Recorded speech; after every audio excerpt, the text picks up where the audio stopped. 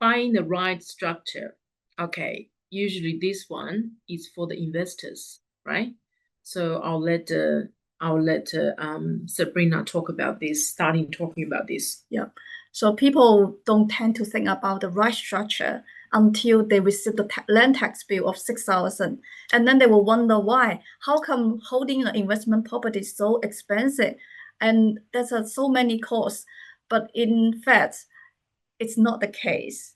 So let me share I recently helped a dentist client to map out his next option, like his options for the next purchase. So he already have a 1.3 million property, and then thinking about the land tax. So if the land tax under personal name, you got 300K tax-free component, and then but a decent property nowadays easily put you over that limit. But under trust, there's an additional 350K additional. So that for his next one, the first one is already 1.3 million. The land is already 600. He already crossed the limit for the tax-free component. If he are going to buy the next one around 1 million, it will cost him $6,000 in the land tax. So that is that right way to put your property? Probably not.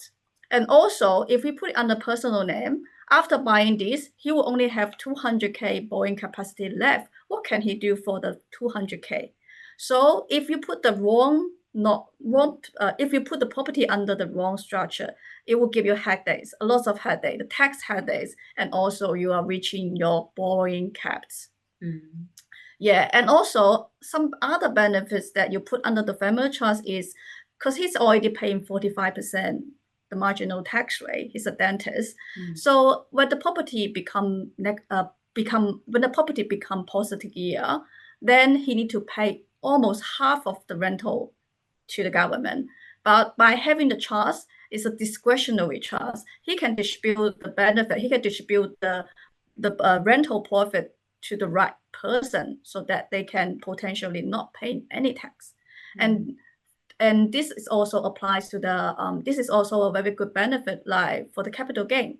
For the capital gain, when he sells it, he can also use the same logic, distributing the income to the right person so that he can achieve a very optimal tax structure.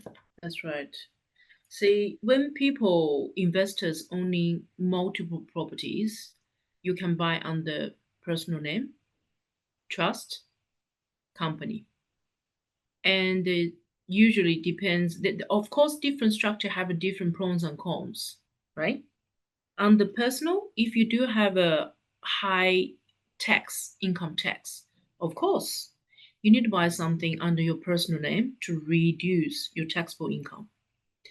But if somebody, they have a building up the trust, they usually for tax purpose, they usually for protection, especially as what you mentioned about some doctors, some business owners.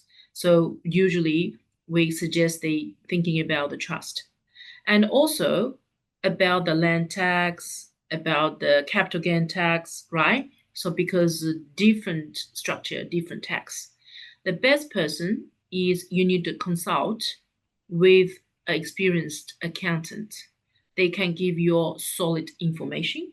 But of course, you need liaise with the strategist and the broker. We understanding your situation. We can liaise with your accountant as well, become your A team to structure right for you, especially for what sort of structure when you're getting a loan is probably a little bit different as well. All right.